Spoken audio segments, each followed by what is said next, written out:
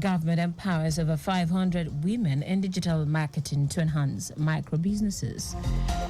American Financial Crimes Commission seeks media collaboration on war against criminality. On the foreign scene, over 150 earthquakes hit homes in Naples, Italy. In sport, Super Eagles coach urges players to defeat South Africa ahead of 2026 FIFA World Cup qualifier. Now the details. I am Taiwo Baruwa.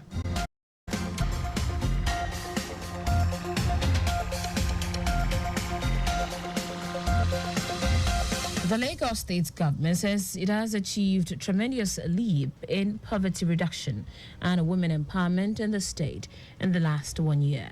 Commissioner for Women Affairs and Poverty Alleviation, Cecilia Dada, who read out the activities of the ministry in Alausa, stated that a total number of 500 women who were trained in digital marketing received Android tablet to enhance their micro businesses. According to the commissioner, the ministry also distributed 4,000 food packs as palliatives to the vulnerable women, widows, and survivors of the domestic violence to cushion the effect of fuel subsidy removal. On more achievement, Dada said 17,200 women from the 20 local government and 37 local council development areas of the state received free medical screening, while free sanitary pads and other sanitary materials were given to 6,000 women and girls to reduce period poverty during World Hygiene Day. And the Lagos State Ministry of Women Affairs has taken that a step further. We have responders in the 57 local governments and local council development areas. They have been trained what to do. So if you think ministry is too far, just call 767. There's somebody there to respond to you, and help will come to you. Dada, who said 70 men and 592 women reported domestic and gender-based violence against them, urged victims to always speak up to avoid falling into depression. The commissioner hinted that the ministry is currently working on the construction of a domestic violence survivors shelter located at Agidingbi, Keja, which will accommodate 100 women when completed for a period of 3 months. The Babajide Sanwo-Olu administration is not leaving any stone unturned to make Lagos a premier destination for innovation, technology, and cybersecurity hub in sub-Saharan Africa. Speaking during the ministerial press briefing, Commissioner for Innovation, Science and Technology, Tuboso Laki, stated that the state has a high compliance with global standards under the Nigeria Data Protection Act to make the state digitally secured. Alaki said with the Lagos Innovation Bill in VU, the state aims to be disputed innovation leader, hence its introduction. The commissioner hinted that over 6 million Lagos residents have been captured so far under the Lagos State Identity Card Project, LAG ID, by the Lagos State Resident Registration Agency, LASRA, out of which over 3 million are adults and over 2 million children. Alaki said the phase 1 of the Metro Fiber project, which is about 2,700 kilometers of unified fiber ducts, had been completely laid and urged residents to protect the facility from vandals who cut the fiber for selfish purposes. Monitoring of the fiber ducts, I do agree. We step up our monitoring, perhaps private sector, areas where we can also combine with people in those area residents association to keep that infrastructure. That's something, of course, that is very well noted. Of all of the incomplete duct areas, and I can assure you there's going to be remediation across the entire sector. According to him, the ministry is developing a Lagos digital stack, which would increase the pace of government digitalization to fast-track resident interface with government agencies. Our correspondent Adiola Akinele reports that the state government had provided 800 million naira in grants for over 60 startups and more than 50 research projects in the last year. Staff of Lagos State's Lagos Traffic Radio 96.1 FM have expressed satisfaction and gratitude to the Lagos State Governor, Babajide Sanwo-Olu, for donating Oúnjẹ Èkó food palliatives, which helps in reducing economic burden on Lagosians. Members of staff of the station made this known after the handing over of the 150 food packs to the staff from grade level 1 to 9, which was led by the co-chairman, Governor's Monitoring Team on Food Palliatives.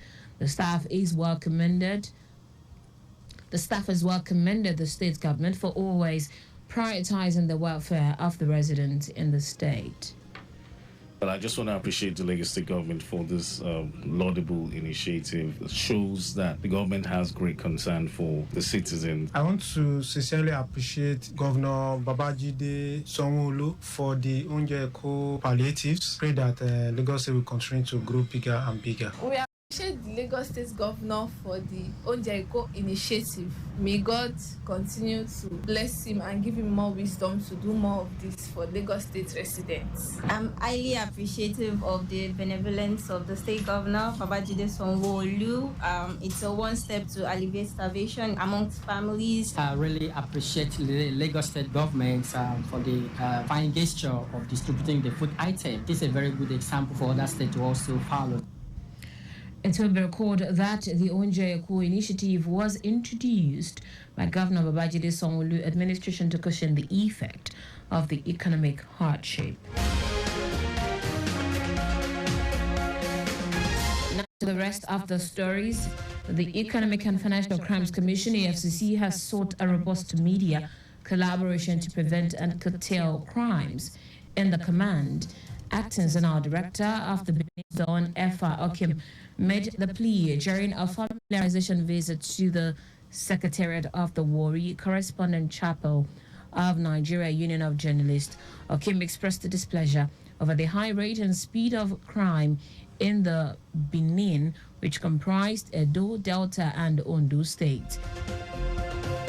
He said that the visit is to enable the anti-graft agency to deliberate with the media on how to collectively reduce the visibility of crimes from the streets.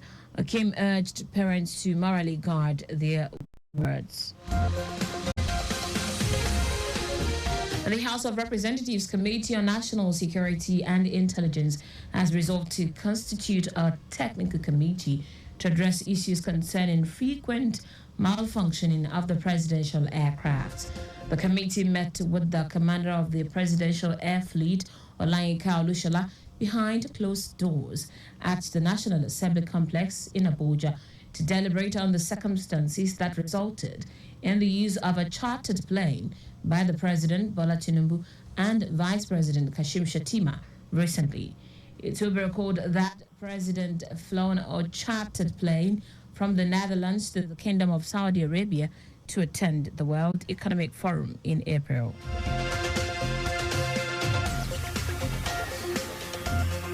In foreign news, homes were evacuated and many schools closed after a flurry of earthquakes hit the area around Naples in southern Italy. More than 160 earthquakes were recorded on Monday evening and overnight. The mayor of Naples, Watano Malfredi, acknowledged that residents may be scared, but said officials are paying attention.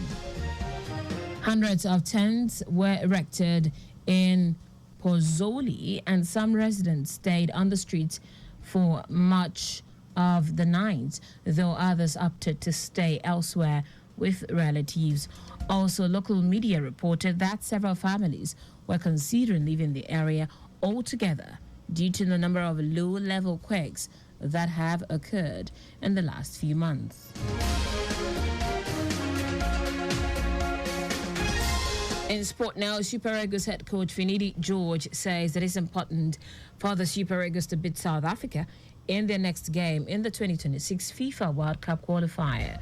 The former African champions are still looking for their first win in the qualifying series after drawing their opening two games against Lesotho and Zimbabwe.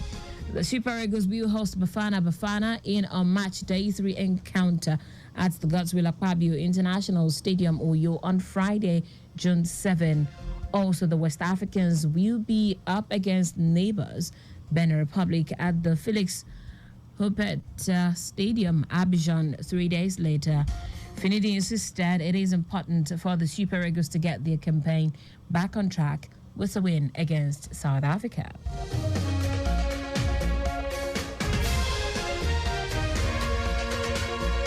Lagos State's Governor Babajide Sanwo-Olu has commiserated with the Speaker of the State House of Assembly, Mudashiru Obasa, on the death of his beloved father, Alhaji Suleiman Obasa.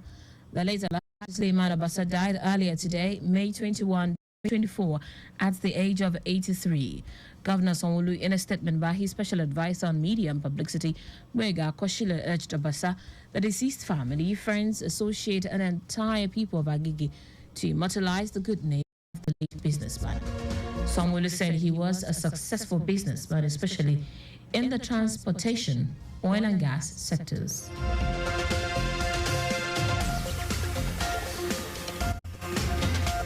That's it on the news at 6, but just before we go, please do not drive beyond the specified speed limit. You can follow us and like all of various social media platforms: X, Traffic Radio 961, Instagram, Lagos Traffic Radio 961.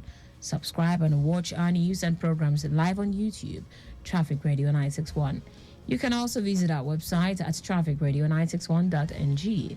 Did you know that's the Sanwo-Olu administration engaged independent managers for the management of the Lagos theatres? You can get more details on the Lagos State Government website. To end the news, here are the highlights of the major stories. The Lagos State Government has achieved a tremendous leap in poverty reduction and women empowerment in the state in the last 1 year. The Economic and Financial Crimes Commission, EFCC, has sought a robust media collaboration to prevent and curtail crimes in the command. We also told you that homes were evacuated and many schools closed after a flurry of earthquakes hit the area around Naples in southern Italy. In sports, Super Eagles head coach Finidi George says it is important for the Super Eagles to beat South Africa in their next game in the 2026 FIFA World Cup qualifier. For contacts with the newsroom, send a message to info@trafficradio961.ng. That ends the news broadcast compiled by Zainab Adebashi. I am Taiwo Baruwa. Thank you for listening. Good evening.